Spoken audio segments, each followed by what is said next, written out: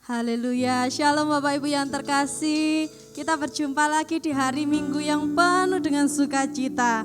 Bagaimana kabar Bapak Ibu Saudara saat ini? Pastinya luar biasa, sehat dan bahagia, amin. Kita kembali menghadap tata hadirat Tuhan, kita berikan hidup kita yang terbaik. Bahwasanya setiap apa yang kita miliki saat ini semua karena kasih karunia Tuhan, semua karena anugerah Tuhan. Karena apapun yang Tuhan kerjakan buat kita itu adalah baik adanya. Terima kasih Tuhan Yesus, terima kasih. Satu hari yang Tuhan percayakan buat kami saat ini adalah anugerah terbesar yang kami miliki. Sungguh kami mengucap syukur Tuhan bahwasanya kami boleh beribadah bersama, kami boleh menikmati hadirat-Mu, kami boleh memuji memuliakan nama-Mu. Sungguh kami bersyukur untuk segala kebaikan-Mu Yesus. Kami bersyukur atas apa yang Kau berikan Tuhan. Saat-saat kami ini Tuhan adalah saat-saat yang berharga, di mana kami rindu hadirat-Mu di tengah-tengah kami, boleh menyentuh setiap kami, boleh kami terus memuliakan nama-Mu. Rindu kami Tuhan terus meninggikan Engkau Yesus. Terima kasih Tuhan, terima kasih. Inilah pujian penyembahan kami Tuhan, kami naikkan hanya bagi-Mu Yesus sebagai korban bakaran yang harum di hadapan-Mu. Ku bersyukur Tuhan untuk kasih setia-Mu.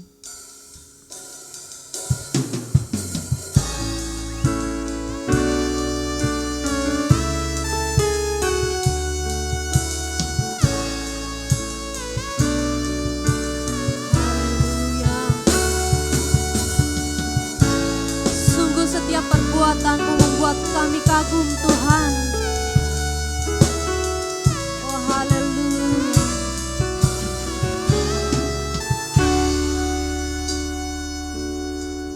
Banyak yang telah Kau lakukan, membuatku semakin mengagumimu. Dengan kasih dan murahan-Mu, hingga ku ada seperti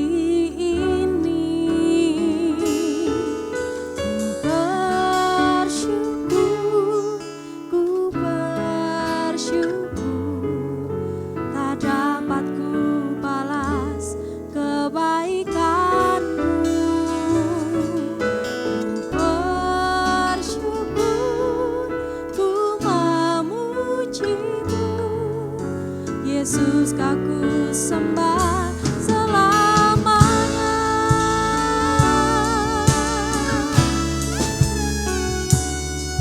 Kasih-Mu Tuhan sungguh mulia, kasih-Mu Tuhan sungguh mulia, membuat hidupku semakin kasih dan murahan-Mu, hingga ku ada seperti ini.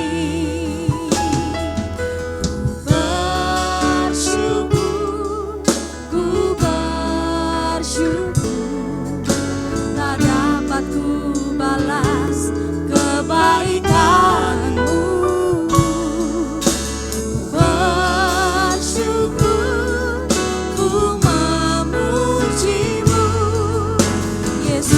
Ku sembah selamanya, ku bersyukur,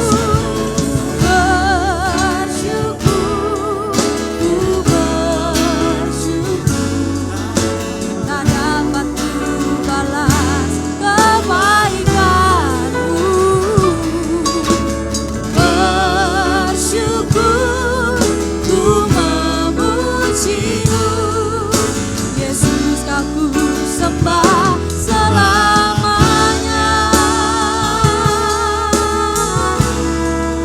Haleluya.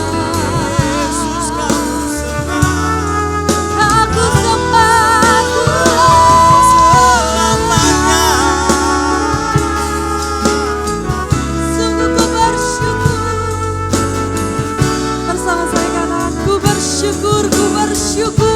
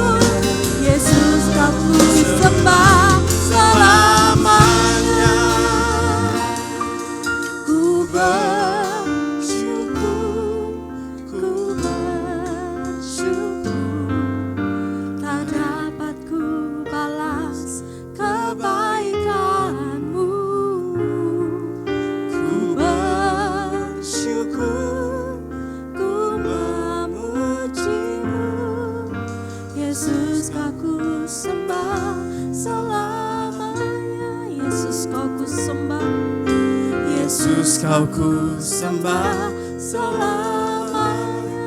Kau ku sembah Tuhan, Yesus kau ku sembah selamanya.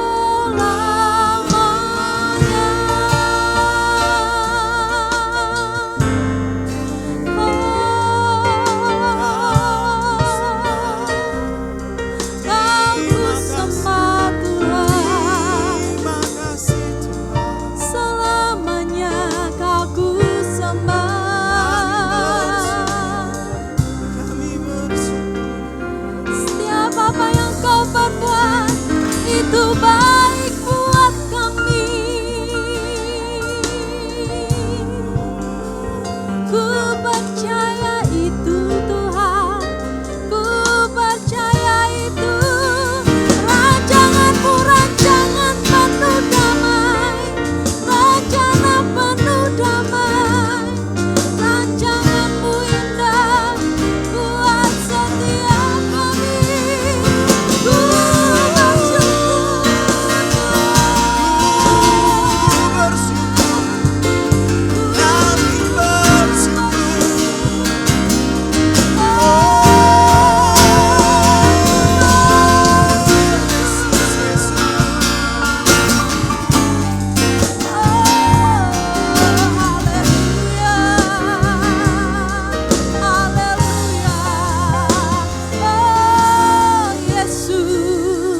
sebab Engkau Tuhan kami, Allah yang kami tinggikan, Allah yang kami puja-puja, Allah yang kami kagumi. Mari Bapak Ibu Saudara bersama saya berikan sorak-sorai kemuliaan buat Tuhan kita yang ajaib.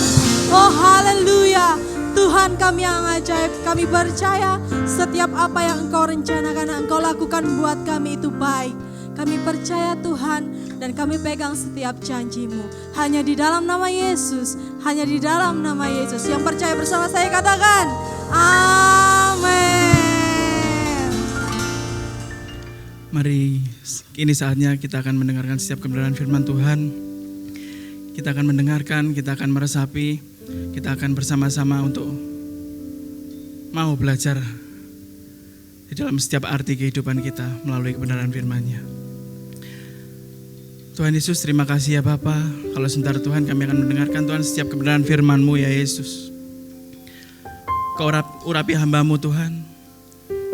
Kau juga urapi kami semua ya Bapa dan jemaat-jemaat-Mu Tuhan. Agar kami Tuhan dapat mendengarkan Tuhan, dapat mengerti Tuhan atas setiap kata yang Kau ucapkan Tuhan melalui hamba-Mu ini ya Yesus.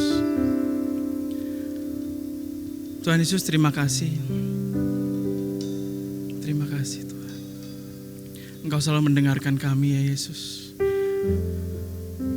Engkau selalu mendengarkan seruan hati kami Tuhan. Kami percaya Engkau tidak pernah meninggalkan kami sedetik pun ya Yesus. Terima kasih ya Tuhan. Terima kasih Yesus.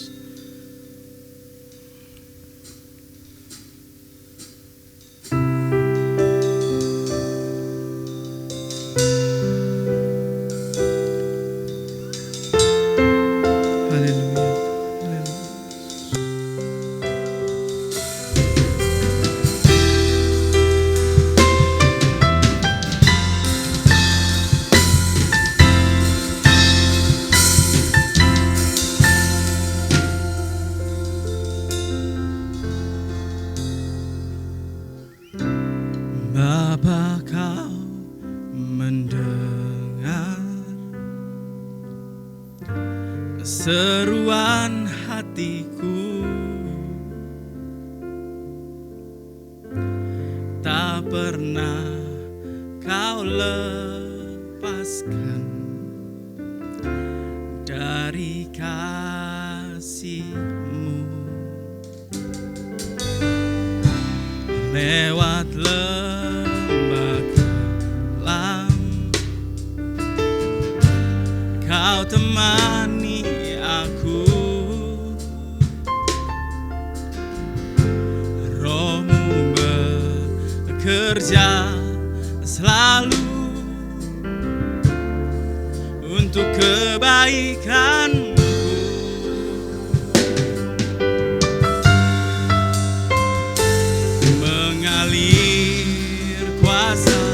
dari tempat maha tinggi. Bapa kekal mulia, Kau hadir di sini, memulihkan hati, menyembuhkan yang terluka. Ku kan tenang bersamamu, Bapa.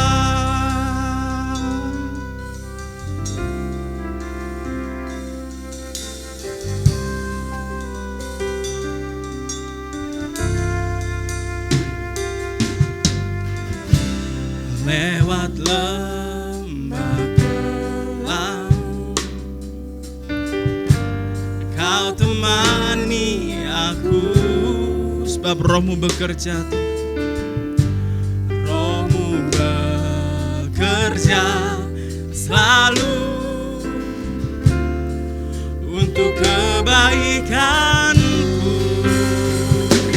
Mengalir kuasa dari tempat maha tinggi. Bapa kekal mulia, Kau hadir di sini, memulihkan hati, menyembuhkan yang terluka. Ku kan tenang bersamamu, Bapa.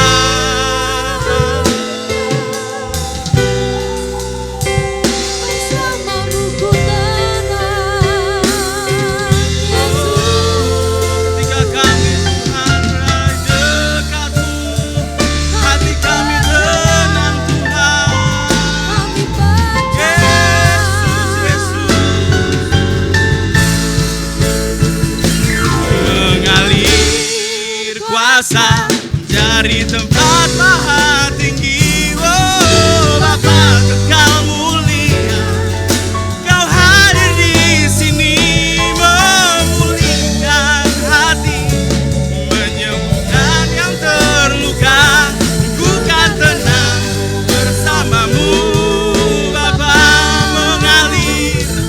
Mengalir kuasa dari tempat maha tinggi. Kekal mulia, Kau hadir di sini, pulihkan hati, menyembuhkan yang terluka. Ku kan tenang bersamamu, Bapa. Ku kan tenang bersamamu, Bapa. Ku kan tenang bersamamu.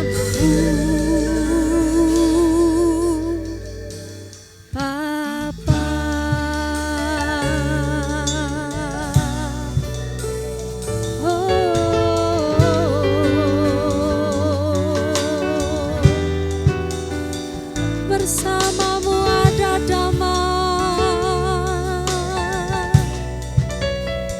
di dalammu ku rasakan tenang, Yesus.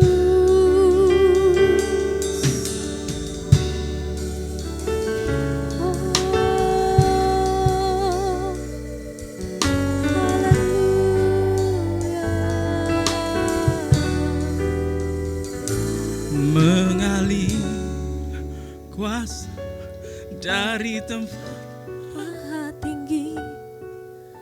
Bapa kekal mulia, Kau hadir di sini, memulihkan hati, menyembuhkan yang terluka.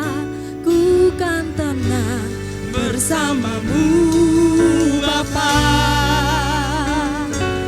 Ku kan tenang bersamamu, Bapa.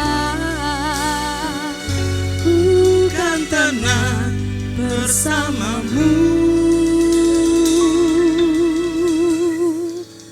Bapa.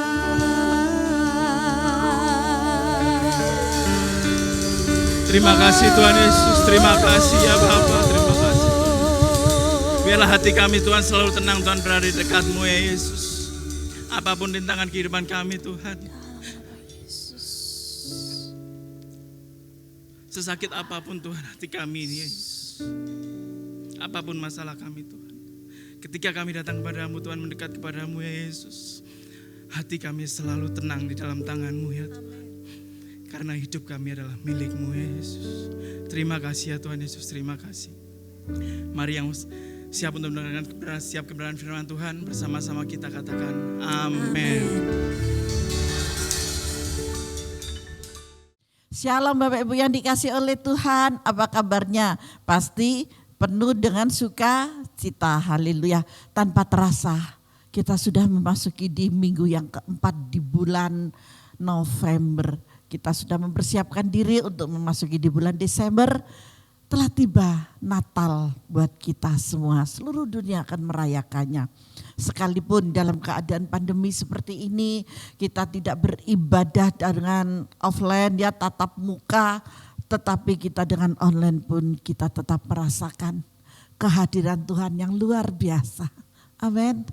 Haleluya, Tuhan kita dahsyat dan luar biasa. Masih ingat firman Tuhan dalam mulai bulan 6 kemarin ya sampai hari ini berbicara tentang memasuki dalam kemustahilan. Yang kemarin aja kita masih di dalam kemustahilan. Tetapi hari ini kemustahilan yang berbeda, yaitu terobosan-terobosan rohani yang menakjubkan. Kenapa saya membawakan yang demikian? Karena manusia terdiri dari tubuh, jiwa, dan roh. Yang kemarin di dalam tubuh mengalami begitu banyak kemustahilan. Kita bisa mencapai di sana. Kunci-kuncinya sudah diajarkan semuanya. Dan kita memiliki roh yang hidup seperti roh Bapa menghidupi kita semuanya, menghidupi saudara, menghidupi saya, menghidupi semua kita yang masih hidup, yang masih bernafas di muka bumi ini, juga ada terobosannya ke sana. Bagaimana caranya? Kita akan masuk ke dalam firman Tuhan sehingga kita bisa dimengertikan. Kita sedang melakukan saat ini terobosan rohani yang menakjubkan. Di situ banyak sekali resepnya. Dan kenapa sih Bu kok ada terobosan rohani? Ya, tubuh, jiwa, dan roh. Di dalam tubuh secara jasmani, di dalam jiwa, di dalam kehidupan, pikiran kita, karakter kita, roh yang memberikan kehidupan yang dipimpin oleh Roh Kudus sendiri. Nah, bagaimana caranya Bu? Di dalam Lukas 19 ayat 10 di sini dikatakan, sebab anak manusia datang untuk mencari dan menyelamatkan yang hilang.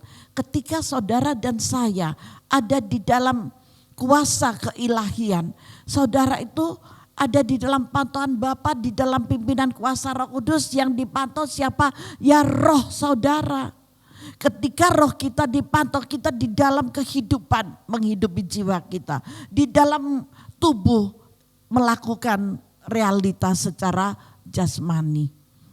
Tetapi rohani saudara itu sangat penting. Dia membutuhkan makanan, dia juga membutuhkan minuman, dia juga membutuhkan satu support. Dari siapa? Dari Roh Kudus yang memimpinnya. Nah, untuk memasuki makanan-makanan itu nanti kita di awal bulan Desember. Tetapi saat ini saya mengajarkan, saya membawakan, saya memberitahukan dengan apa yang telah Tuhan sampaikan buat kita semua. Sebab anak manusia datang untuk mencari dan menyelamatkan yang hilang. Dari sini adalah janji Tuhan. Ketika kita ada di dalam terobosan rohani yang menakjubkan. Di sini sudah sangat jelas bahwa anak manusia datang untuk mencari dan menyelamatkan yang hilang. Ketika saudara hilang, dari mana? Dari iman percayamu, hilang dari kepercayaan, hilang dari segala keputusasaan yang begitu banyak masalah dan persoalan karena sakit hati. Seperti pujian yang sudah dipujikan oleh WL kita tadi ya. Kesakitan hati, perasaan yang dendam, semuanya dilecehkan, disepelekan. Nah, di sana kebanyakan orang-orang kan putus asa. Tetapi ketika kita ada di dalam pimpinan kuasa Roh Kudus, hanya Tuhan yang ada di sini. Hanya Roh Kudus yang bisa menyembuhkan saudara. itu berbeda. Maka dari itu ini termasuk dalam kemustahilan. Amin. Begitu banyak anak-anak Tuhan, dari mana sudah jadi yang lain gitu ya. Ya saya dulu ke gereja ini, tapi percumalah semuanya. Tidak ada artinya, tidak ada gunanya. Terbukti teman-teman gak ada yang mendukung dan yang lain sebagainya. Mending saya berpindah dan di sana saya banyak teman dan yang lain sebagainya. Saya masih bisa mengikuti dengan ilmu kebal lah, kebal suntik, kebal apa aja, ilmu kebal pokoknya. Saya lebih nyaman di sana. Nah, disinilah mau saya katakan di dalam Lukas 19 ayat 10. Tuhan lahir dan dia untuk mencari yang hilang. Dan dia menyelamatkan melalui penyalipannya. Bapak Ibu yang dikasih oleh Tuhan. Bagi anak-anak Tuhan, janganlah engkau terhilang. Amin. Kalau engkau sudah ditetapkan dan ditentukan sejak dalam kandungan ibumu, maka engkau akan selalu dicari oleh Bapa. Karena Bapa memiliki satu tujuan, yaitu mencari dan menyelamatkan yang hilang. Tuhan sangat suka yang demikian karena cintanya, karena kasihnya yang luar biasa. Bagaimana Bu caranya? Di dalam Yohanes 10 ayat 3 dan 4. Ada cara yang diungkapkan dalam kebenaran firman ini untuk mencari dan menyelamatkan yang hilang itu. Di dalam Yohanes 10 ayat 3 dan 4. Di ayat 3 dikatakan, untuk dia penjaga membuka pintu dan domba-domba mendengarkan suaranya. Dan ia memanggil domba-dombanya masing-masing menurut namanya dan menuntunnya keluar. Tuhan begitu setia. Di dalam Injil ini yang dikatakan, untuk dia penjaga membuka pintu dan domba-domba mendengarkan suaranya. Dan ia memanggil domba-dombanya. Gembala memanggil domba-dombanya. Saudara ingat bahwa siapakah gembala kita? Dia adalah Yesus, adalah gembala saudara dan gembala saya. Dan dia memanggil nama saudara masing-masing. Bukan namanya diganti-ganti, tidak. Kalau yang namanya sudah dikasih nama Doreng, ya Doreng gitu. Yang dikasih nama hitam putih ya hitam putih, kira-kira. Itu domba beneran, tetapi saudara dan saya punya nama yang luar biasa. Sehingga ketika saudara percaya, dibaptis, maka saudara diberikan nama. Dan nama itu nama yang sangat indah dan tercatat. Loh Bu, kalau saya belum dapat nama baptis, apakah nama saya tidak tercatat? Tercatat. Karena Tuhan melihat setiap hatimu. Ketika engkau percaya, engkau dibaptis, namun belum diberikan nama baptis, nama lahirmu itu sudah tercatat di telapak tangan Tuhan. Jadi jangan khawatir, nanti kalau sudah kita bertatap muka, kita bisa offline kembali. Yang mau minta nama-nama baptis langsung daftar aja ya di Kak Foni. Di sana ada nama-nama yang akan diberikan setelah kita bawa di dalam doa. Ini menyangkut nama-nama. Karena nama-nama ini dipanggil sendiri oleh gembala kita dan tidak lepas begitu saja. Tetapi di sini dikatakan dan menuntunnya keluar. Tidak sembarangan dia lepas, harus mencari rumput-rumput yang banyak, racunnya, rumput-rumput yang kering yang tidak nyaman, tidak. Tetapi dia menuntun kita keluar dan kita aman dan selamat. Tuhan memiliki satu tujuan, Allah Bapa memiliki satu tujuan sehingga diberikannya putranya yang tunggal buat kita. Bulan depan kita sudah merayakan di bulan Desember, tepatnya tanggal 25 seluruh dunia akan merayakan Natal bersama. Di ayat yang keempat dikatakan jika semua dombanya telah dibawanya keluar, ia berjalan di depan mereka. Siapa yang berjalan di depan mereka? Gembala. Gembalanya ini berjalan di depan mereka, berjalan di depan saudara dan saudara mengikutinya. Maka dari itu saya katakan jangan mudah putus asa. Ketika saudara mengalami dan memiliki satu masalah, memiliki beban yang sangat berat, jangan putus asa. Ada tangan yang lembut yang menggapai tangan saudara. Dan tangan itu adalah tangan gembalamu. Siapakah dia? Tuhan Yesus Kristus sendiri. Ya silakan mau bilang Bu Ida gitu silakan. Tetapi mau saya katakan bahwa gembala kita adalah Tuhan Yesus Kristus, Sang Juru Selamat dan penebus dosa umat manusia. Dan yang percaya di dalamnya memiliki keselamatan sampai pada kekekalannya. Haleluya, berikan kemuliaan bagi Tuhan. Ia berjalan di depan mereka dan domba itu mengikuti dia. Amin. Saudara tidak akan salah jalan karena ada gembala yang menuntunmu, ada gembala yang menjadi panutanmu. Tetapi janganlah engkau keluar dari konteks firman Tuhan ini. Karena mereka mengenal suaranya. Bu, apakah suara Tuhan itu bisa didengar? Saya katakan bisa. Suaranya penuh kasih. Suaranya lembut, penuh cinta, penuh kasih. Tuhan kita itu luar biasa pokoknya. Kalau saudara bisa melihat, bisa bersama-sama dengan Bapa dan saudara berintim terus dengan Bapa, dengan Tuhan maksudnya ya, dengan Roh Kudus gitu. Kita bisa kok mendengarkan suara Bapa itu bagaimana gitu. Terus kita bisa membedakan ini suara Bapa atau bukan, atau buatan, kita bisa. Dan itu sangat-sangat jelas sekali untuk membedakan hal itu. Dan nanti kalau kita salah, Roh Kudus itu akan ingatkan, itu bohong, itu bukan aku. Tuhan pasti mengatakan yang demikian. Biasanya ketika saya melayani di dalam ini ya peperangan gitu, bukan peperangan roh yang tidak nyata, tetapi peperangan roh yang seseorang itu dimasuki oleh roh jahat dan itu kita lepaskan. Nah di sana iblisnya itu biasanya menyerupai gitu, menyerupai. Jadi jangan sampai terkecoh. Ketika Roh Kudus itu dekat dengan saudara, Roh Kudus itu akan memberitahu dia bohong gitu.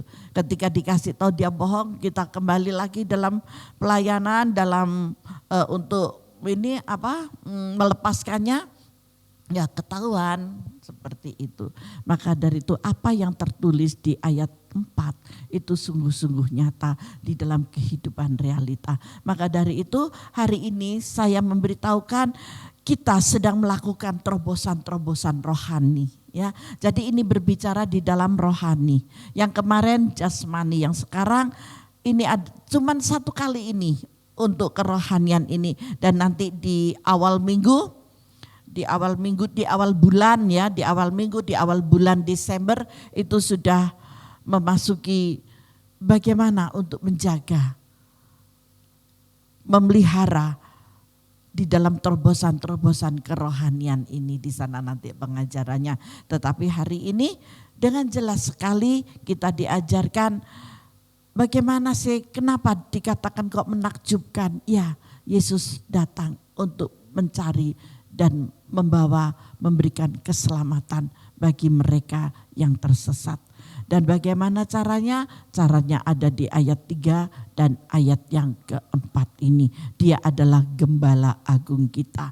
Dan kita buka di dalam Mazmur 2 ayat 1. Kita akan membaca di sana ayat 1 sampai ayat yang ke-12. Tetapi yang terpenting di sini di ayat yang ke-8 ya. Firman-Nya, buat kita raja yang diurapi Tuhan. Mengapa rusuh bangsa-bangsa? Mengapa suku-suku bangsa menerka-reka perkara yang sia-sia? Begitu banyak sekali ya bangsa-bangsa itu mereka-reka yang sia-sia. Pemberontakan, kerusuhan, kegelapan merajalela dengan pikiran-pikiran akal manusia sendiri, tidak mau berserah total dengan Sang Maha Kuasa dan Pencipta langit, tetapi dengan pikirannya sendiri, dengan sesuka hatinya sendiri, seperti itu. Di ayat 2, raja-raja dunia bersiap-siap dan para pembesar bermufakat bersama-sama melawan Tuhan dan diurapi, melawan Tuhan dan yang diurapinya. Enggak Tuhan-Tuhanan, enggak ini isinya cuman putus asa, isinya cuman pemberontakan, isinya cuman kemarahan, isinya cuman dendam, isinya cuman pembunuhan, isinya cuman merampas apa yang bukan menjadi haknya. Isinya cuman iri dengki, iri dengki, iri dengki. Nah, Tuhan sedang membawa saudara dan saya di dalam terobosan kerohanian ini. Ketika roh kita kuat, roh kita terus diberi asupan makanan rohani, maka kekuatan roh itu akan menyelamatkan saudara. Tuhan memiliki satu tujuan yang luar biasa. Marilah kita memutuskan belenggu-belenggu mereka dan membuang tali-tali mereka daripada kita. Kita enggak usah ikut-ikutan mereka. Biar yang mau sakit hati, biar yang mau apa, biar yang mau iri dengki, biar. Tetapi mau saya katakan anak-anak Tuhan yang selalu mendengarkan akan firman-Nya ini. Mari kita terus berjalan ada di depan gembala kita. Supaya apa? Supaya kita tetap sampai pada kekekalan, sampai pada akhirnya kita tidak usah ikut-ikutan. Seperti pujian yang sudah dinaikkan tadi ya oleh WL kita terkait dengan firman Tuhan hari ini. Marilah kita memutuskan belenggu-belenggu mereka dan membuang tali-tali mereka daripada kita. Karena semua itu hanyalah sampah dan itu sia-sia, gak akan mendatangkan berkat. Di ayat yang keempat, Dia yang bersemayam di sorga tertawa, Tuhan mengolok-olok mereka. Bodoh banget, kenapa sih kalian ketipu? Kenapa kalian harus ketipu? Tuhan tertawa melihat anak-anak yang tertipu.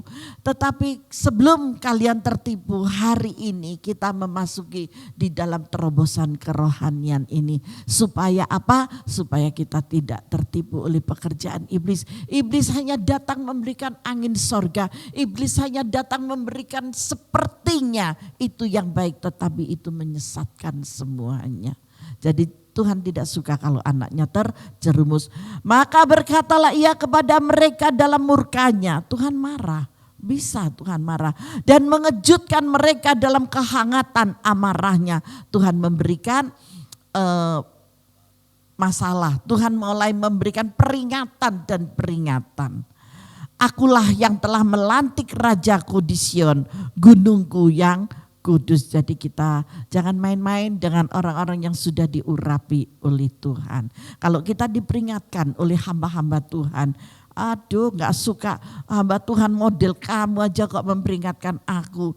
Apa sih modelmu, bagaimana sih? Kita gak usah ikut-ikutan di sana. Amin. Kita harus keluar, kita harus tetap di ayat yang ketiga. Buang itu semua, jauhkan dari diri kita sendiri. Karena firman Tuhan tulis loh, akulah yang telah melantik rajaku di Sion, gunungku yang kudus. Pelayanan seseorang yang terpanggil untuk melayani Tuhan itu sudah diurapi. Dan ketika kita sudah diurapi, ada orang yang mau berkata apa aja tentang saudara. Jangan digubris, abaikan saja itu. Karena apa? Karena Tuhanlah hakim yang adil buat kita semuanya. Begitu luar biasa loh kasih Bapa itu. Begitu melekatnya dia kepada kita. Sehingga semuanya terlindungi dan terselamatkan. Di ayat yang ke-7 dan bisa diperhatikan di ayat yang ke-8 nanti ya. Aku mau menceritakan tentang ketetapan Tuhan. Ia berkata kepadaku, kata Daud ya, anakku Engkau telah kuperanakkan pada hari ini. Saudara, hari ini diperanakkan kembali oleh kebenaran firman Tuhan. Melalui kebenaran firman Tuhan, maka kita sedang melakukan terobosan-terobosan rohani yang menakjubkan. Disinilah bagiannya. Daud berani untuk menuliskan kata-kata ini. Dia taruh di dalam firman Tuhan dan dibaca oleh banyak umat manusia di seluruh dunia ini, asalkan tidak menambahi dan mengurangi akan kebenaran firman ini. Alkitab kita sama, tidak ada yang beda. Maka dia katakan Tuhan mau menceritakan tentang ketetapan Tuhan. Ia berkata kepadaku, anakku engkau, amin. Anakku engkau, berarti saudara adalah anak Tuhan. Anakku engkau. Dan dikatakan engkau telah kuperanakkan. Berarti kita diperanakkan hari ini. Ketika kita memasuki terobosan-terobosan rohani yang menakjubkan ini. Di ayat 8, mintalah kepadaku maka bangsa-bangsa akan kuberikan kepadamu menjadi milik pusakamu. Dan ujung bumi menjadi kepunyaanmu. Kalau kita yang ada di dalam pelayanan, kita meminta pelayanan. Kalau kita yang ada di dalam pekerjaan, kita meminta pekerjaan. Kalau engkau ada di bagian apa saja, minta kepada Bapa. Dan Bapa akan memberikan kepadamu. Kita masing-masing diberi talenta masing-masing. Minta, minta, minta. Tuhan akan memberikan. Dan ujung bumi menjadi kepunyaan kita. Wow, sungguh luar biasa loh janji Tuhan. Ada amin, percaya dengan janji Tuhan. Janjinya ya dan amin. Saya pelan-pelan hari ini membawakan firman. Karena apa? Karena ini sangat penting. Ketika saudara tidak bisa cuman hidup dengan tubuh saudara. Tanpa ada roh di dalamnya, saudara gak akan hidup gitu. Nah, yang menghidupi saudara adalah roh dan jiwamu. Maka keduanya ini harus benar-benar dewasa. Tubuhmu tanpa roh mati, tidak ada. Tubuhmu tanpa ada jiwa tidak hidup. Jadi kita sangat membutuhkan kehidupan dan kita membutuhkan roh yang memberikan kehidupan buat kita. Amin. Faham dengan apa yang saya sampaikan Bapak Ibu yang dikasih oleh Tuhan? Saudara sekalian yang ada, yang dikasih oleh Tuhan dimanapun saudara berada? Ya, kita membutuhkan tubuh, jiwa dan roh itu menjadi satu. Dan hari ini, firman hari ini berbicara tentang roh. Maka dari itu jangan jauh dengan Roh Kudus. Roh Kudus datanglah. Terus undang Roh Kudus untuk datang kepadamu. Engkau bisa berbicara dengan dia. Peranan Roh Kudus yang luar biasa. Nanti setelah ini kita akan masuk dalam peranan Roh Kudus yang luar biasa. Banyak orang yang tahu tapi tidak bisa mengerti dan menikmatinya. Cuman mengerti Roh Kudus, tahu itu tapi tidak bisa menikmati. Saya mau kita semua menikmati hadirat dan cara kerja Roh Kudus di dalam setiap saudara. Haleluya. Lanjut di ayat yang ke-9. Engkau akan meremukkan mereka dengan gada besi, memecahkan mereka seperti tembikar tukang periuk. Wow. Tangan Tuhan yang kuat yang akan menghancurkannya. Jadi gak usah lagi punya perasaan kecewa, putus asa, iri, dendam, tidak bisa mengampuni. Jangan. Kita lepaskan itu semua. Karena saudara dan saya adalah domba-domba pilihan Tuhan. Yang selalu digandengnya, dibawanya ke padang rumput yang hijau.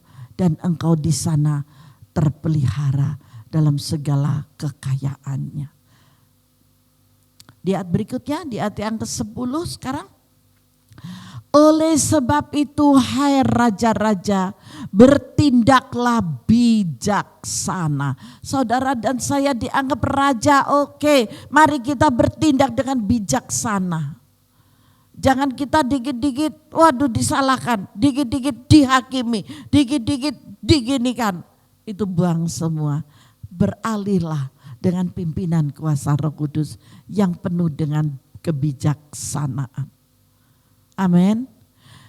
Terimalah pengajaran hai para hakim.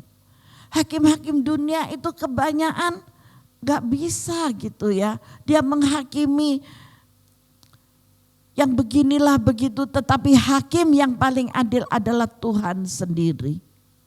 Mari kita mengikuti teladan hakim yang adil yang memiliki kebijaksanaan ini. Beribadalah kepada Tuhan dengan takut dan ciumlah kakinya dengan gemetar. Apa sih maksudnya? Ciumlah kakinya dengan gemetar.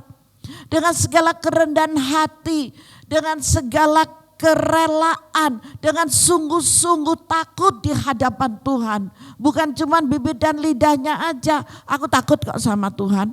nanti kalau aku dihukum, nanti aku kalau dicelakai, nanti kalau aku diginikan. Bukan yang seperti itu. Beribadalah kepada Tuhan dengan takut. Dengan takut. Tuhan tidak melihat kita secara langsung, tetapi di sorga sana Tuhan telah lihat setiap perbuatan kita. Jangankan perbuatanmu, di hatimu muncul sedikit kebohongan, itu Tuhan tahu. Hati-hati. Saya seringkali mengatakan ya, jangan bohong. Karena kebohongan saya tidak mengerti.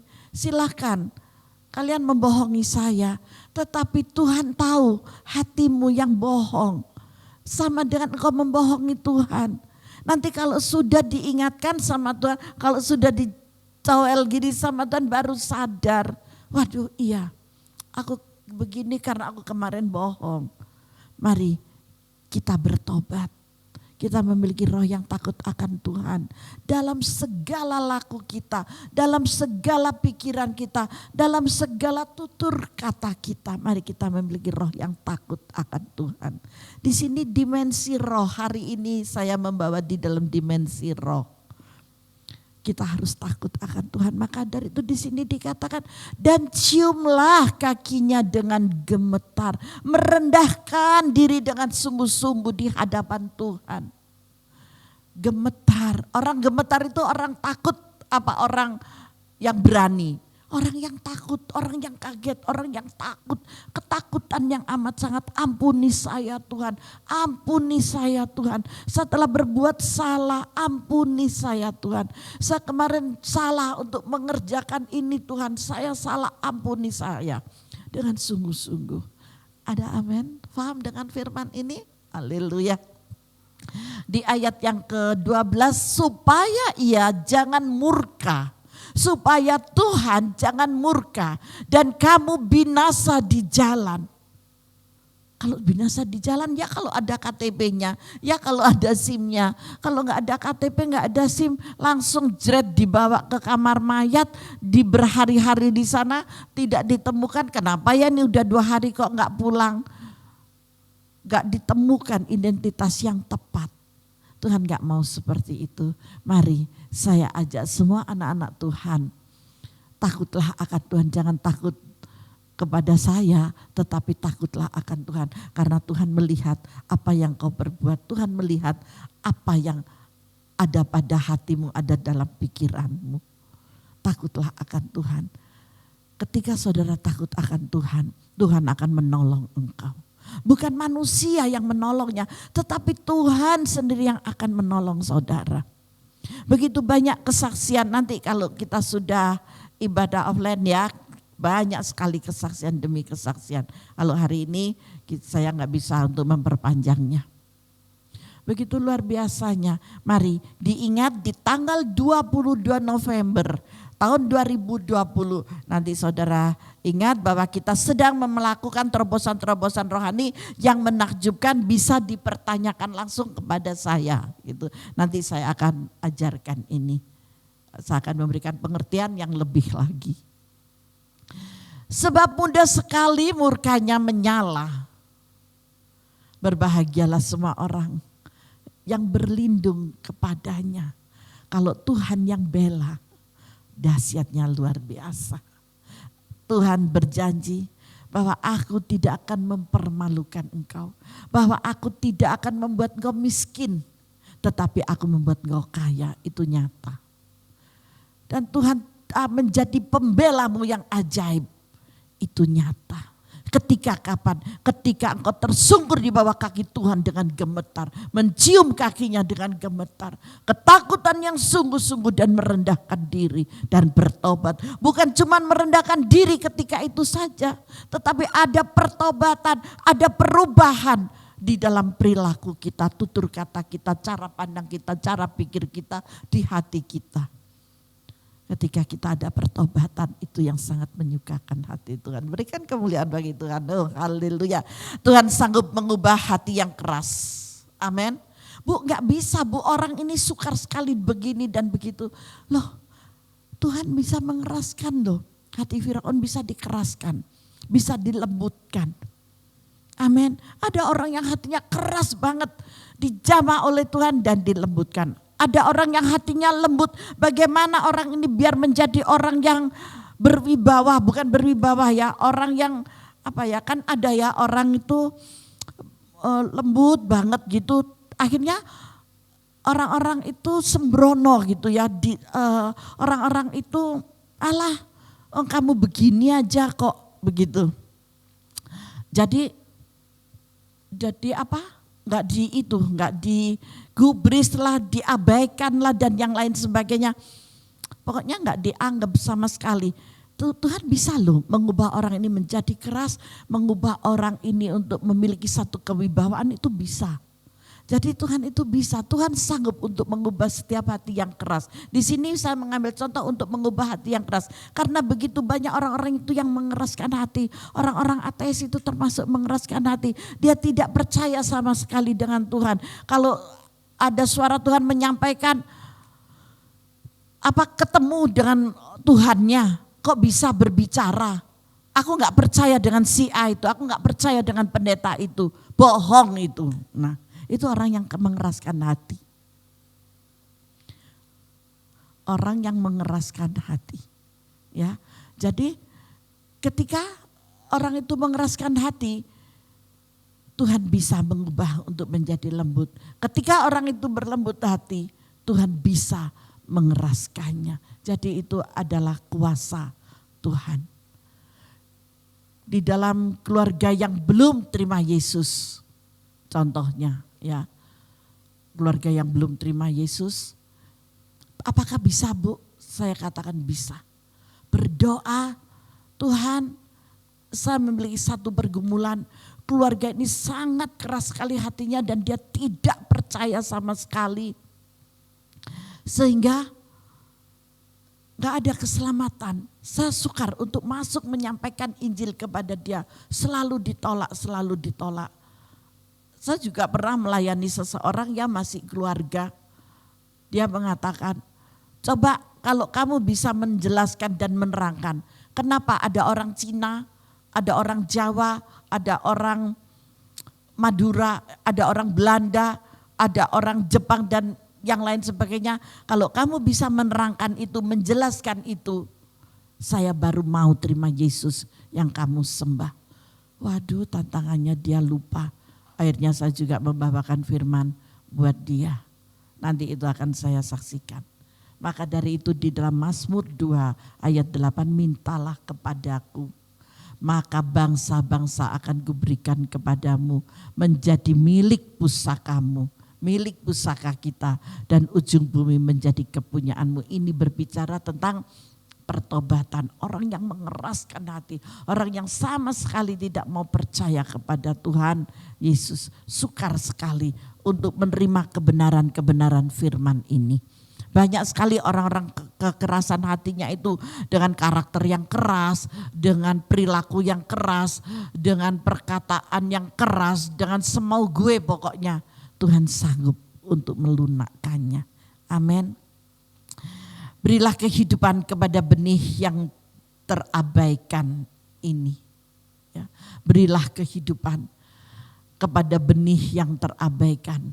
Apa sih benih yang terabaikan? Ya orang-orang yang keras itu. Yuk kita lihat di dalam Kisah Para Rasul 2 ayat 28. Engkau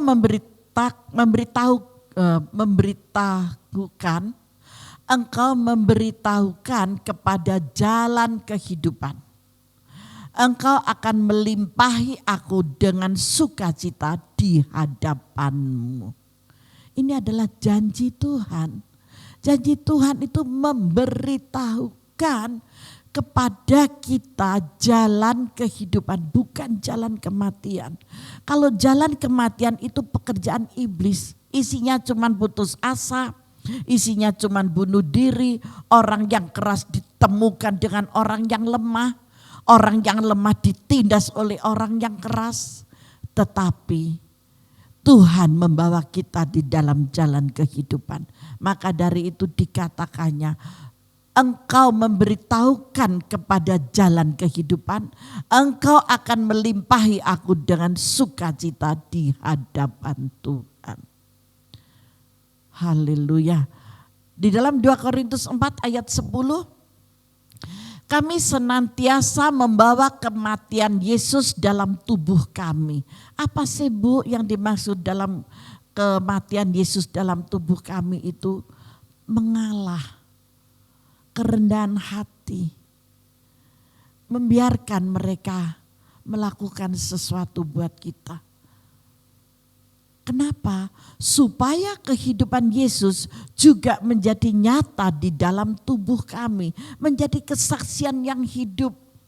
Kalau kita ketemu dengan orang yang keras, dengan orang yang suka berbohong, ya sudah biarkan aja kita lihat dia. Tetapi kita tetap meminta kepada Bapa. Bapa, perlindungan-Mu Kau nyatakan dalam hidup saya.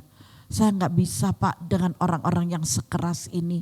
Saya enggak bisa Pak menghadapi mereka. Percayalah Tuhan yang akan mengambil alih. Bu, itu kalau terjadi dalam keluarga saya, banyak keluarga-keluarga yang seperti ini. Yang satu keras, yang satu lemah. Yang satu lemah, yang satu keras. Itu sudah wajar. Tetapi mari, mau saya ajak, mau saya katakan. Ketika kita ada di dalam dimensi roh ini, kita berintim dengan Roh Kudus. Pekerjaan Roh Kudus itu lemah lembut, penuh cinta kasih, dan ada dalam penguasaan diri. Saudara pasti bisa. Bagaimana caranya? Tuhan akan berikan hikmat kepada setiap kita. Mengapa? Supaya kehidupan Yesus menjadi nyata di dalam kehidupan kita. Di dalam perilaku kita. Ya sudah, kita diam saja, mengalah bukan untuk kalah, tetapi mengalah untuk menang. Diam bukan berarti kita tidak bisa melawan, tetapi diam adalah emas yang murni di hadapan Tuhan. Dan Roh Kudus sendiri yang akan berperan di dalam saudara. Amin. Itu pekerjaan Roh Kudus di dalam kita. Jadi kita nggak perlu putus asa dan kita nggak perlu gontok-gontokan. Akhirnya ada selisih faham dan terjadi suatu pertengkaran sampai membakar sungai akan terjadi. Bisa nggak sungai dibakar? Nggak bisa Bu, pinter. Sungai nggak bisa dibakar. Mari kita nggak perlu berpikir hal yang salah, tetapi kita berpikir di dalam tuntunan kuasa Roh Kudus, di dalam logika yang benar. Karena Tuhan Yesus selalu mengajarkan kebenaran. Dan Tuhan Yesus selalu membawa kita bukan di dunia orang mati tetapi di dalam kehidupan. Saudara dan saya adalah orang-orang yang dihidupi oleh Roh Kudus. Di sini ada 3 hal ya. Hal yang pertama, bagaimana Bu saya untuk membawa diri saya? Sembuhkanlah sakit jasmani yang tidak mungkin disembuhkan. Bagaimana itu caranya? Ada kuasa di dalam engkau. Kita harus bisa berdoa, menumpangkan tangan dan yang lain sebagainya. Apakah bisa Bu? Bisa. Begitu banyak orang-orang yang selalu mencari Tuhan ketika dia itu dalam keadaan yang terbatas. Terutama kesakitan. Terutama kesakitan di dalam tubuhnya pasti dia sangat membutuhkan. Sembuhkanlah sakit jasmani yang tidak mungkin disembuhkan. Oleh siapa? Oleh dokter. Apa itu? Pikiran, hati. Dokter gak bisa sembuhkan. Tetapi anak-anak Tuhan yang memiliki cinta kasih, dia akan bisa mengarahkan dan menuntunnya. Amin. Kenapa Bu kok bisa? Tuhan membuat satu terobosan kemustahilan kok. Dan saudara adalah anak-anak Tuhan. Hari ini aku memperanakkan engkau dan engkau kuperanakkan. Di dalam Mazmur sudah dikatakan demikian. Nah itu adalah janji Tuhan. Ayo kita lihat dalam Matius 21 ayat 14. Maka datanglah orang-orang buta dan orang-orang timpang kepada Yesus dalam bait Allah itu. Dan mereka disembuhkannya. Ada amin. Saudara, bukan saudara yang lakukan, tetapi kuasa Tuhan yang melakukan. Ketika saudara benar-benar ada dan benar-benar mempercayainya bahwa Roh Kudus itu ada, maka saudara akan mengalami sesuatu yang luar biasa. Di dalam perjamuan kudus beberapa bulan yang lalu ya ada kesaksian dari sisa anggur perjamuan ketika rasa sakit atau ada benjolan kecil gitu ya di dada seseorang. Dan itu diambil dioleskan dalam nama Yesus. Aku percaya bahwa benjolan ini bukan penyakit. Kalaupun ini penyakit, aku percaya di dalam nama Yesus disembuhkan. Dan terjadilah mujizat yang besar. Amin. Itu adalah janji Tuhan. Karena saudara diperanakkan dan hari ini aku memperanakkan engkau. Kita menjadi anak. Seorang anak berhak untuk menerima ahli waris. Warisan apa? Warisan karunia. Warisan kesembuhan. Menikmati mujizat Tuhan. Selain harta kekayaan, kuasa ilahi disertakan kepada engkau. Amin. Lakukan itu. Kalau Bapa kita telah melakukan di dalam Matius 21 ayat 14, saudara pun bisa. Di dalam Lukas 5 ayat yang ke-16. Tetapi kabar tentang Yesus makin jauh tersiar dan datanglah orang banyak berbondong-bondong kepadanya untuk mendengar dia dan untuk disembuhkan dari penyakit mereka. Pekerjaan Tuhan Yesus selalu meneliti kepada orang-orang yang sakit. Orang-orang yang sakit secara tubuh, orang-orang yang sakit secara roh. Yang sakit secara roh itu apa sih? Bingung. Orang yang tertekan batinnya. Kebetulan saya kemarin melayani seseorang satu keluarga dan keluarga ini mengalami tekanan batin yang amat sangat, depresi yang amat sangat Bapak Ibu. Dan sudah nggak bisa apa-apa sama sekali selama 1 tahun, tapi dia belum waktunya untuk dipanggil Tuhan dan keluarganya minta supaya Tuhan segera memanggil dia. Saya juga tertawa gitu ya, karena banyak orang terkenalnya Bu Ida ini bisa membunuh loh blind gitu ya. Tapi ya dia bilang tolong Bu, daripada saya harus punya hutang ini gitu.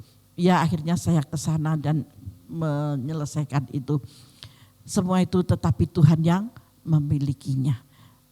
Di sini dengan jelas ya, saya tidak bisa panjang dan lebar, nanti kalau kita ketemu aja kita akan panjang dan lebar gitu ya. Di dalam Lukas 5 ayat yang ke-15, terus di Lukas 6 ayat 18, bisa dicatat sampai 19. Lukas 6 ayat 18 sebentar kita baca aja ya. Mereka datang untuk mendengarkan dia dan untuk disembuhkan dari penyakit mereka. Juga mereka yang dirasuk oleh roh-roh jahat beroleh kesembuhan. Jadi bukan cuma sakit secara jasmani tetapi sakit roh pun itu karena pekerjaan setannya. Dan semua orang banyak itu berusaha menjamah dia karena ada kuasa yang keluar daripadanya dan semua orang itu disembuhkannya. Tuhan selalu membawa kesembuhan. Di Lukas 8 adalah seorang perempuan yang sudah 12 tahun menderita pendarahan dan yang tidak berhasil disembuhkan oleh siapapun, tetapi oleh tangan Tuhan dia telah disembuhkannya. Amin. Nah ini pekerjaan Tuhan. Jadi apa yang dikatakan di dalam roh, kita memasuki di dalam terobosan kerohanian, ya ini yang dimaksud. Bukalah pintu yang tidak mungkin bisa dibuka, itu hal yang kedua ya. Tidak mungkin. Matius 7 ayat yang ke-7, mintalah maka akan diberikan kepadamu, carilah maka kamu akan mendapat, ketuklah maka pintu akan dibukakan bagimu. Kalau kita diam saja pintu tidak akan terbuka, tetapi ketika kita mau mengetuk pintu maka pintu itu akan dibukakannya. Bukalah pintu yang tidak mungkin bisa dibuka. Engkau punya kuasa dan Tuhan besertamu senantiasa. Karena dia ada berjalan di depanmu dan menuntut engkau sebagai domba peliharaannya. Di yang ketiga, lembutkanlah hati yang keras. Matius 11 ayat yang ke-29. Di sini dikatakan, pikulah kuk yang kupasang dan belajarlah padaku. Karena aku lemah lembut dan rendah hati. Dan jiwamu akan mendapatkan ketenangan. Ketika kita tersungkur di bawah kaki Yesus, mencium kakinya dengan gemetar, merendahkan hati dan mengikuti teladan Kristus, inilah yang terjadi. Amin. Semua yang mustahil menjadi mungkin karena sekaranglah waktunya, tidak ada yang mustahil bagi kita semuanya. Ada, amin. Tuhan Yesus memberkati kita. Mari tundukkan kepala, kita masuk di dalam doa. Haleluya. Bapa, sungguh kami bersyukur buat hari ini Tuhan, Engkau telah membawa kami untuk memasuki satu terobosan kerohanian Bapa yang membawa dalam kemustahilan. Kami percaya Bapa, saudara-saudara kami yang belum menerima Engkau, dia akan membuka hatinya dan menerima Engkau. Karena Sang Juru Selamat dan Penebus dosa tidak ada di dalam yang lain, hanya ada di dalam Yesus yang telah mati tergantung di atas kayu salib. Ada kelahiran, ada kematian, ada kebangkitan, ada kenaikan, hanya Yesus.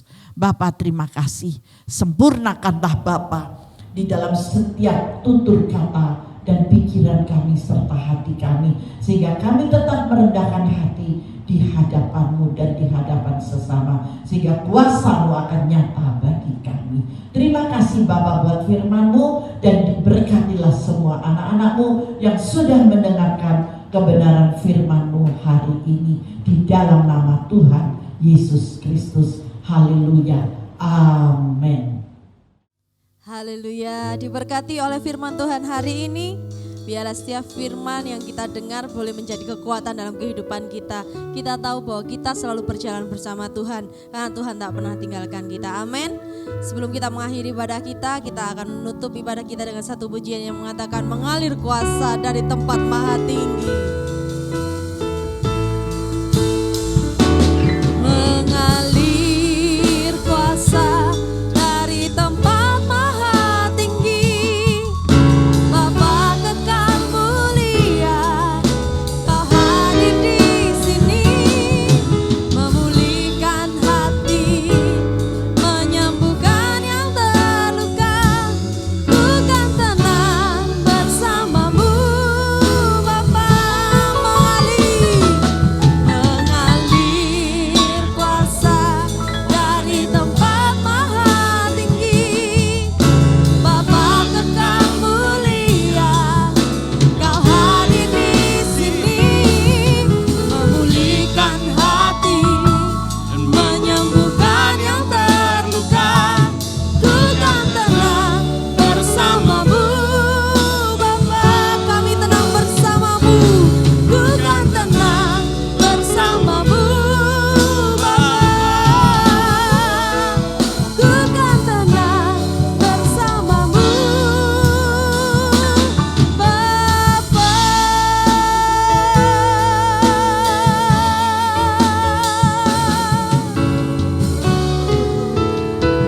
Haleluya, haleluya, haleluya, haleluya. Glory, haleluya. Glory, haleluya. Mari Bapak Ibu yang dikasihi oleh Tuhan, kita satukan hati kita untuk menerima berkat yang daripada Bapa sendiri. Glory alama sikara layanara lama sakara lama. Diberkatilah anak-anak-Mu Bapa, ketika mereka sedang beraktivitas ataupun mereka sedang beristirahat. Diberkatilah keluar masuk mereka Bapa. Diberkatilah mereka ketika tidur ataupun bangun. Diberkatilah dalam segala laku mereka, di dalam nama Yesus. Bapa, inilah tangan-tangan anak-Mu yang terangkat di hadapan-Mu. Kiranya damai sejahtera, sukacita, ketenangan, kelimpahan menyertai mereka. Karena mereka berhak untuk menerima segala berkat yang Kau curahkan atas kehidupan masing-masing. Di rumah tangga mereka, di kehidupan mereka, di pernikahan mereka, di keluarga mereka. Mulai hari ini, esok, bahkan sampai Maranatha tiba, diberkati semuanya. Yang percaya dan mau terima berkat, mari bersama-sama saya katakan amin. Tuhan Yesus memberkati kita semuanya.